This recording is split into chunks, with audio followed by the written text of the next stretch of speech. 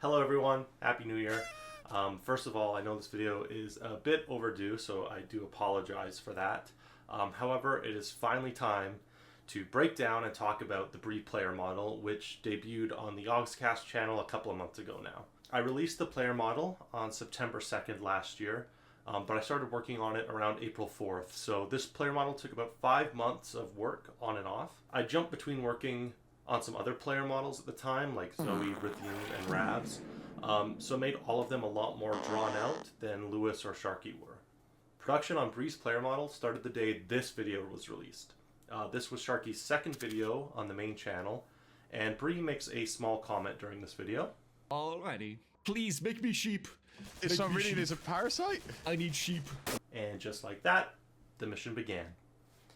Breeh was actually live at the time that this video came out, and so I joined his stream and entered the chat, and I threatened him, and that's where our little story begins. Sheep player model, you got any alpha requests? Brady! Yeah, all of them. One word that people used a lot to describe the sculpts that I made a while ago was cursed. And yeah, you know what?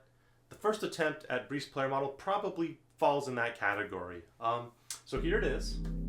That sure is something, isn't it? Wow. I'm holding back the urge to throw up in my mouth. Hello, this is Brady from the future while editing this video. You're gonna see me pop up a lot during this video. I'm realizing now I forgot to talk about quite a few things. So you're gonna get some future Brady interjections from time to time. I actually am only interjecting now because I found some footage on my computer of when I sculpted the first attempt. So that's what's playing on the side here as a time lapse. I just thought that was kind of cool and I wanted to share it. Yeah, so expect me to pop in a few more times throughout the video. When I wrote the script, I kind of was under the notion that a lot of people had seen the player model on the main channel already. So I forgot to say a lot of the things that I normally would, so I'm going to interject with these little editor sections and try to cover those things. So I'll see you again shortly, I'm sure. Now, I'm not a character designer.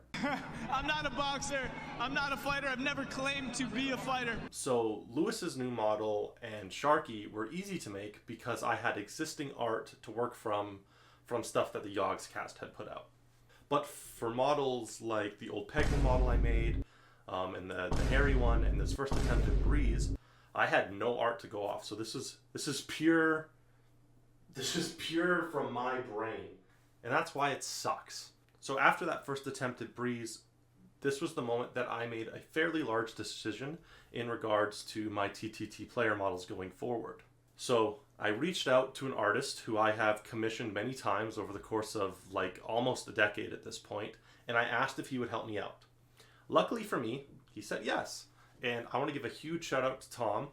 You can follow him on Twitter or Tumblr. His @ is YourPalThom right here on screen. He's just like the absolute best. I love working with Thom. What bringing in an artist means for these projects is that I'm investing more than just my own free time now, but also my money. And I'm paying for this concept art for these characters to be designed. So yeah, it's a fairly serious decision to make because I'm now investing a lot more into each character. I do not regret it one bit though, because I always love commissioning artists that I admire. And every single time like Thom would send me sketches or final concepts, it just reinvigorates my excitement for the project even more. Now, the main reason I chose to bring Thom in on this project is because I want all my player models going forward to have a consistent art style. That way, eventually, as I make more models for the TTT verse, as Zoe called it once, the cast would have a more cohesive visual style, which means eventually I will either replace or adjust Sharky and Lewis's player models to match the ones I'm working on now. Now, the only reason I had any sort of confidence to even ask Thom to help me with this is because I know he has made Yogcast art in the past. And in fact, most older Yogcast fans have probably seen his art and didn't even know it was his. This piece of Honeydew riding a neon pig, it was used on postcards for live action challenges like Block and Load. And it was also auctioned off when they switched offices. It was like a large print. So there's some fun artist lore for you. So now with Thom's assistance, there's a new stage of development on every TTT model So let's start talking about the pre-production phase of the Breeh player model. Now, honestly, this is like my favorite stage because I don't have to do much. I get to make some little design documents that I honestly find kind of relaxing to make, and then I send them to an artist who will send me amazing art in return. So here's a look at the design document for Breeh's player model. It's nothing fancy compared to documents I put together for my Shadow of Israel project. One thing that was really fun is getting Breeh involved with the project. Opposed to just like dropping a model for him out of nowhere like Sharky and Lewis. Hey, guess who's back? It's me, Editor Brady. I just wanted to hop in at this point and just throw out a very specific thank you to Breeh. He really championed my work to the other Yogcast members, and I would attribute him as the main reason I've gotten to work with some of the other Yogcast members. And he's told me that there are more who are interested in custom player models, so hopefully in the future they'll also get added to the list of ones that I need to do. Just wanted to jump in and make sure that thank you got into this video because it's really important to me that it did. Now let's go back to Brady from the past who didn't know how to write a proper fucking script. That's actually one thing I've really enjoyed about all the new models I'm working on is I get the opportunity to talk to the Yogs about what they want, and I get their input incorporated from the first stage of production all the way till the end. I did that backwards. From the first stage of production all the way to the end. It's sort of lifted off this pressure of like the community response that I had with Lewis and Sharky, because all that matters to me now is that the Yogs is happy with the character that's going to represent them in TTT. With Thom coming on board, however, I saw an opportunity and I took it. It was time to take these player models to the next level with great customization options and expressions, which kind of sort of jump-started the Sharky overhaul update from my last video, where I added expressions to Sharky. That update was really more of a test to understand the process so that I could make them for Breeh a lot easier. The main reason I wanted to add expressions is not just for the TTT recording sessions, but to think about the editors and artists who work on the videos afterwards. There's only so many times you can give a shark angry eyebrows, but now they have these expressions. They can change the expression in Garry's mod, take a picture of it, use it in a thumbnail. And I believe they've started using those custom expressions for Sharky in the thumbnails as far as I know. I just like to see that it's being used the way that I hoped it would. Let's take a look at all the amazing concept art that Thom made for the Breeh player model. Here are some of the initial sketches for the character, his expressions and his outfits. Thom's sketches always have so much appeal to them that it's always hard for me to tell him to change anything. So these sketches were sent to Breeh for approval, which was received, and then I gave Thom the go-ahead to finish them up, and here is all the final art for this character. There's only one outfit that was not concepted since it was sort of a last-minute addition, but we'll talk more about that one later. The main premise for the sheep was a request from Breeh, along with all of the outfits, except for two. I streamed a lot of the Breeh player model development on Twitch, and Breeh's community was so incredibly welcoming and kind. Those viewers are the ones who suggested the poker dealer outfit and the dolphin face options. I really enjoyed doing viewer suggestions for Sharky, so I felt like having one or two options for all the new models be community suggested was a nice way to keep that trend going and to keep the community involved in the process alongside the Yogcast members. So with that is the end of the pre-production, and we're going to dive straight into our character sculpt next. So after my first attempt at this character, jumping back into it with a new direction and some amazing concept art was like such a relief. Now there isn't necessarily anything that went wrong with the sculpt, but there were a few areas that I found myself coming back to because I just wasn't happy with them. Those being the muzzle on the face, the hands, and the texture of the wool. With the muzzle, there was never like a eureka moment where the problem was like identified and solved. It was more like I kept making these like small edits to the proportions and shape, trying to find an appealing way to translate the design into 3D. Eventually it got to a point where I was happy with it, but I think I edited that muzzle until almost the end of the sculpting phase. That's one thing to keep in mind when working in 3D. The concept art to the final model is never like a direct one-to-one. It's a translation where things need to be changed and interpreted to make the design work in 3D so that the model can achieve what it needs to for animation or anything like that. And that's like one of the most important skills that I've developed as a 3D artist, is the ability to read a concept and to translate it into 3D. I'm still working on that skill with every project, and it can be really hard. I find myself always having an easier time working with Thom's art. In fact, the first full body character sculpt I ever made was a character of Thom's. I think his shape language just really complements the way I have learned to read a concept. Now the hands. That was an interesting problem. In the initial concept, the hands were hiding due to the character pose, so I just interpreted that they would look like the feet and be some sort of hoof. So I tried referencing Zootopia and making hoof-hand hybrids, but I never liked any of those results, and they looked like alien hands or something. It just so happened that around that time, Breeh requested some more outfits that he wanted on the player model. So when I reached out to Thom to get those extra outfits sketched up, I got him to clarify how the hands should work, and I requested him to draw the hands in the art for the new outfits. Turns out, they just needed to be regular hands! So once I was happy with the base character, which is what I call the default appearance of the player model, so in this case, just the sheep, no snazzy outfits, that's the base character, I moved on to the outfits. So the first outfit that I worked on was the Goku outfit. I ended up remaking this outfit from scratch later on, but this first attempt was just to see how the sheep would look with clothes, and I loved it. It looked so great. At this point I also tested giving him an expression to help sell the whole design in 3D.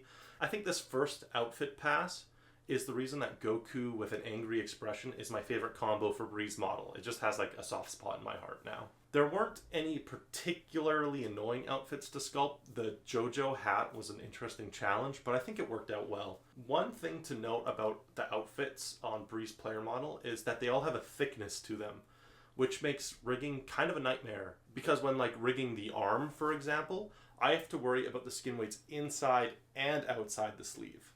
Then came the Christmas outfit.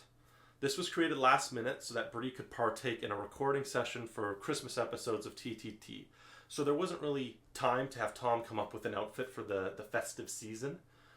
So I just tried to make a design that complemented the sheep. So I tried to turn him into Rudolph, and I called that good. Gave him some antlers, a little belt, and whatever. Unfortunately, when they did record, there was an issue with the textures for this outfit, resulting in the GMod certified classic purple and black checkerboard. That issue is not present on my client of Garry's mod, so I have like zero idea on what happened there. Alright, hi. Again, this is Brady from the future editing this video. And I have an inkling of an idea of what is wrong with the Breeh Christmas textures, and it's actually probably the stupidest thing. And I'm going to check it right now for the first time. So what I think happened is that to test my models in the Half-Life model viewer, I have to have my my player model textures in like a certain location in the Garry's Mod game folder. And I believe when you're playing Garry's Mod, it will grab those textures rather than the downloaded add-ons. So what I think happened is that I tested the textures and they work and they're in that specific place, which is why my textures aren't missing. But I don't think I included the Christmas textures in the compiled add-on that I put on the Steam Workshop. So I'm going to check right now. We're going to go, we're just going to go into our folder here. So yes, there is an outfit file called Breeh Outfits 3. There's the textures and materials here. If this isn't in the compiled add-on folder for the materials, then that is exactly what went wrong. So we're going to go in here to our player model, our compiled folder, our materials folder, models, Breeh, Yogcast, Breeh. Yeah, okay. Yeah, I just didn't upload the textures. Very cool. All right, well, I'm going to I guess I'm going to push an update to the player model to fix that. All right, sweet. Cool. I talked about this a little bit in my last video, I believe, the difference between traditional modeling an outfit and sculpting one. I talked about it a bit to explain the difference between Sharky's old outfits and his new outfit, the Executioner outfit. And long story short, sculpted outfits look better because I can bake details from the high poly sculpt into the retopologized low poly model. This way I can sculpt clothing folds and wrinkles to be more in line with the concept art that Thom made and create a more appealing and stylized appearance for the fabrics, opposed to modeling something flat and resorting to a texture generator and substance painter to generate wrinkles. And this approach worked so well on the outfits for Breeh's player model. However, it completely blinded me when I was working on the wool textures. And I spent so much time fumbling around trying to get the wool to look right. And I wanted to sculpt the texture into the wool to avoid relying on textures to make the wool feel like wool. Eventually I realized the main thing I hated about all my attempts to texture the wool was not something that more sculpting could fix. The issue was that I was breaking up this nice, big, bold silhouette of the character, and I was adding too much noise to the silhouette, making it look sloppy. So in the end, the wool effect is entirely done in textures so that the mesh can stay as a large defined shape. It also made it so much easier to retopologize, which conveniently is our next topic. So, quick refresher on what retopology is in case you don't know or you can't remember. In this case, retopology is the act of creating a low poly mesh from a high poly sculpt while still preserving the shape of the sculpt. For Breeh, it was fairly straightforward, but a lot more time consuming compared to the previous player models, mainly due to the amount of retopology I had to do. Rather than just retopologizing the base character, I had to do all of his outfits. The only thing I really remember being a pain in the ass was the beard. It was really important to me that Breeh's player model had a defined head. Unlike Sharky, it would have been way easier for me to combine his head into his spine like Sharky is, but I really wanted his head to be affected by the large head randomat or any other things that may affect his head bone. So it was crucial that the transition from the body into the head worked well for rigging, which means there's some polygons like stuffed up hiding under the beard to make sure that that transition would work. Once the retopology was done, I took the low poly face model into ZBrush and I created the expressions.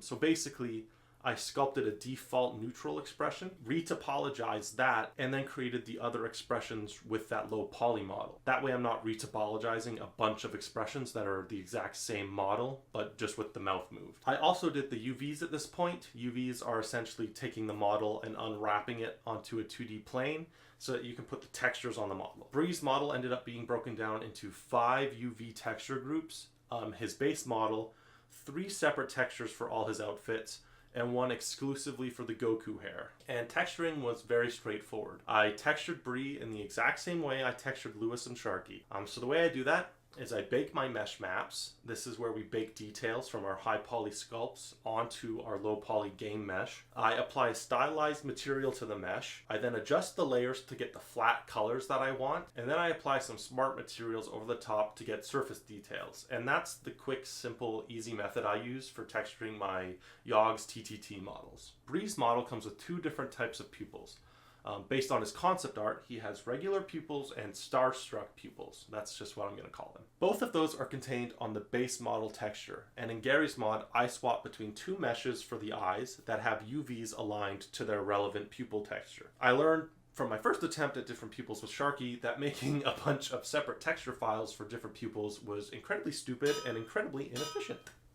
Originally, there were only 2 texture groups for his outfits, but the addition of the Christmas outfit required a new texture file. So in the future, if Breeh ever requests new outfits, there's room on the 3rd texture file to add more outfits. Now, Goku's hair takes up its own texture group for a specific reason, and that's because it needs to color swap upon Breeh's request. So the top slider in the player model customization menu is actually for swapping the Goku hair color. This meant I opted to not have any color customization for the sheep, as adding it would result in an overcomplicated top slider like Sharky used to have before the overhaul update. It would be like black hair, white wool, Slide it over one, you have black hair, custom color wool. Slide it over blue hair, custom wool. Slide it over. Yeah, I'm going to stop myself there. Color changing is now added to Breeh. So you can just slide that skin changer and enable color customization and change the wool color. However, for the player model that contains the Goku outfit, you can only color change with black hair. That way the slider doesn't get too out of control. So if you want any other color for the Goku hair, you have to have white wool. That's the compromise. All right, back to the idiot. So now that the textures were done, it was time to start rigging the character. And I'm just going to come out and say it from the get-go that I cannot stress enough how unpleasant this was to rig. Because of my own stupidity, as per usual, my adamance to keep Breeh's head separated from his spine resulted in me being completely oblivious to the main thing that was causing me grief the entire time. From the start, I kept the entire spine skin to the mesh, so that's like 4 joints or something like that. And Breeh's body, like, just fundamentally is not made to have that much articulation. So I was constantly getting weird distortions, and with all the outfits I had to skin to the same spine, I couldn't get any results on the body that I liked, and I was losing motivation so fast on this model. Then I had the absolute most profound and brilliant idea to grace my brain since I thought to eat my own boogers as a child. Why not do exactly what I did with Sharky? And I'll condense the spine into half the joints. Yeah, so I did that, and then I was immediately happy with the results I was getting. Fantastic. So Breeh's player model currently holds the record for the most jiggle bones I have added to a character yet. Also, probably a few other records that I can't think of right now, and I don't want to have to verify if they are true or not anyways. Jiggle bones are the bones used to make certain aspects wiggle around. They create some very satisfying secondary motion on this character, which refers to motion that is created as a reaction to a primary movement. And so all these little areas of jiggliness just add to the overall appeal of the character. So he has jiggle bones in his hair, his ears, and in his tail for the base model.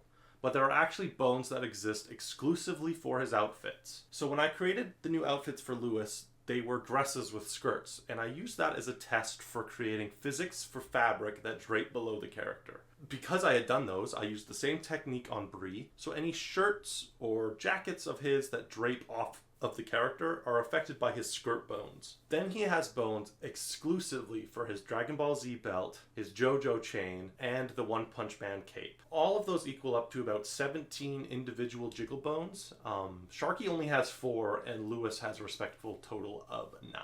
As usual, rigging comes with a lot of trial and error for me.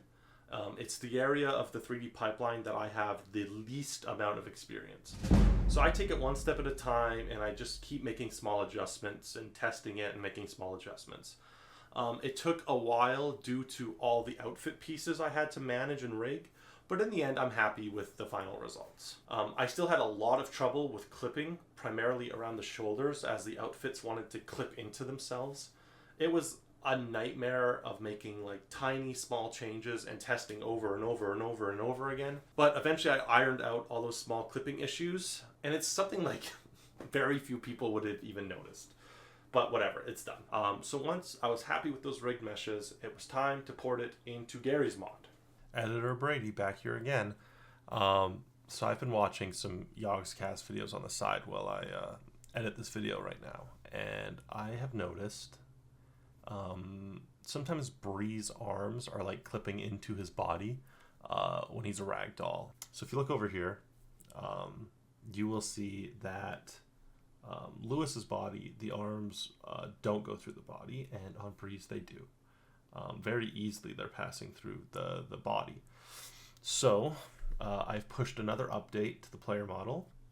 This corrects that issue, and now his arms are no longer going through his body like that. So that's a little bug fix I've done.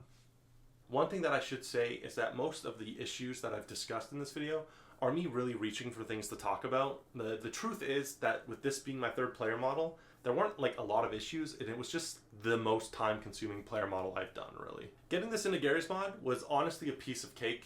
I just needed to sort my project files and edit my QC files to get things adjusted accordingly. We only had one minor hiccup, just one small hiccup. It's not a big deal.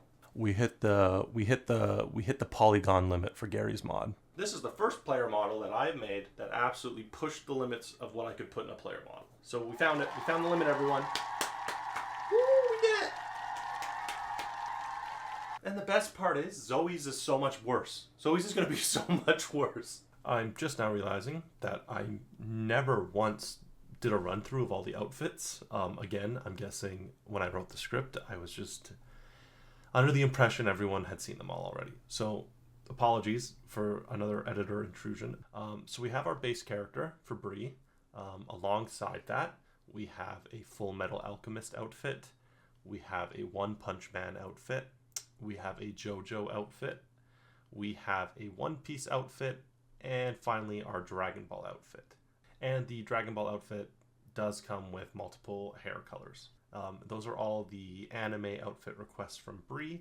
And then the community suggested Poker Dealer outfit and the dolphin face. You may notice my shirt just changed, and that's because I can't even properly correct myself in an editor's note because I forgot to mention that there's also the Christmas outfit. Let's also talk about how Breeh's model is broken up in pieces. So Breeh's base model is literally just like some of the hair around his head. This is the base model. So this is the only part of the model that doesn't get swapped out ever. Then we have his eyes. He has 2 pairs of eyes. This is for the different pupils. Then Breeh has his faces are completely separate objects. So all his expressions, including the dolphin face, are all included in here. Then we have Breeh's hats. This includes his default quiff on his head, as well as all the different hats and hairstyles he has. And then Breeh's body completely swaps out for all his outfits, so you can't mix and match anything below the neck. Okay, I think that covers everything, so let's jump back to the video now. What I had to do to get all of the outfits into Garry's mod is I had to break up the player model into 2 distinct player models. So one model has a set list of outfits it can use, and the other model has another set. There's not as much mix and matching happening with the concept art being used on these player models. I don't think I want there to be as much mix and matching as something like Sharky had. So yeah, Breeh's player model is split in 2 so that I could get all the outfits into Garry's mod. And actually, you know what? One exciting discovery I had while working on the Breeh player model is in regard to the proportions trick, which is the trick that is used to allow Garry's mod player models to have custom proportions. Without it, the mesh would stretch and deform to the default bone placements of the Valve biped rig, which looks something like this. Pure nightmare fuel right there, let me tell you. Get out of here. Get out of here. Anyways, so I was having issues with Breeh's arm placement during animations. They clipped through his body a lot, and I wasn't happy with it at all. And I played around with my reference files used for the proportions trick, and I found out that I could get his arm positions to be further from his torso to better suit his proportions. And so once I was done with all the porting stuff, I made our images, I threw them on the Steam Workshop, and I released the model. And there we have it. That is the story of Breeh's player model development. So thank you for sticking with me through this video. I really appreciate it. Please expect to see more Yogcast stuff from me this year. I am coming back to work on it this year. I took a bit of an extended break that I really did I did need. But I got plans for Trouble in Terrace Town, Shadow of Israfel. Just you wait and see. I pointed at the mic. You're over here. Just you wait. And so in the meantime, you can follow me on Twitter to see updates on these projects, and sometimes I'll even ask questions for the TTT fans over there. And if you're feeling extra generous, you could subscribe to my YouTube channel. I really only post about these TTT models, so I doubt the content will ever be something you're not interested in. And I'm almost to 1,000 subscribers, and that would be a really, really cool milestone to hit. So if you would help me out with that, I'd really appreciate it. I don't know what's coming next just yet. I still need to sit down and make the decision of what model I'm making next. I will talk to you about it in my next video, though. I'm sure. I really ramble at the end of my videos, don't I? Oh, God. Ending these is just so awkward.